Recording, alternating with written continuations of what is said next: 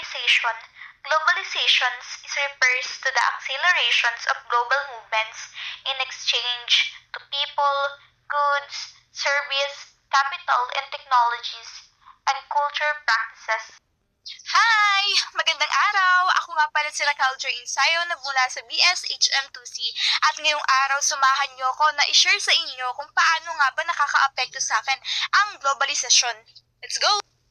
Globalization has the effect of promoting increasing interaction between different locations and population around the world. In our past, we only use pen, paper, pencil, books to read informations and answer our project and to read books word by word. Hi! Ngayong araw samahan niyo ako na i-share sa inyo kung ano nga ba yung positive and negative effect sa akin ng globalization sa pang-araw-araw kong pamumuhay.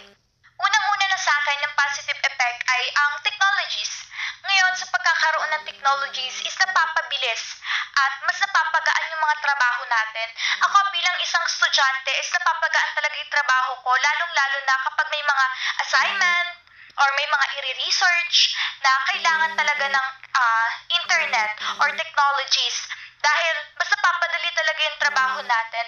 At bilang isang estudyante na puro online classes, na malaking tulong talaga sa akin at sa pang-araw-araw ko at lalong-lalo na sa pakikipag-communications.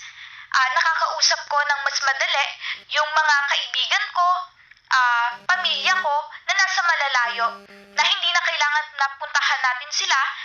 Ang negative effect sa akin ng globalizations is yun nga, yung paggamit ng technologies.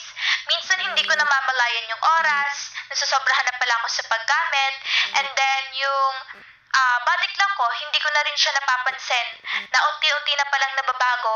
Yung mental health ko, nababago na rin, at unti-unti na rin na akong nakakaramdam sa sarili ko na nasasobrahan na rin ako sa paggamit ng technologies. At pagdating naman sa mga pang-araw-araw katulad ng skincare, mas tinatangkilik na natin or mas tinatangkilik ko na product ng ibang bansa compare dito sa atin sa Pilipinas. Kahit meron naman dito sa Pilipinas, mas natatangkilik pa rin ko talaga yung product ng ibang bansa. And then yun nga, nasusobrahan ako, lalo na kapag may bonding ng family, mas nakatutok na ako sa cellphone ko, hindi na nakikijoin sa kanila, and then, mas gusto ko mag-isa ako at nakatutok lang, cellphone lang ng cellphone, yung ganon, parang hindi ko na namamalayan na nababago na pala ako ng technologies.